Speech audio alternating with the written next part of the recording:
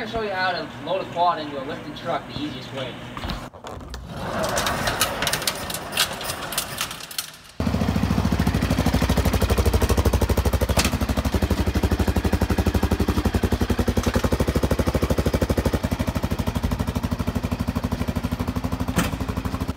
That's how you do it.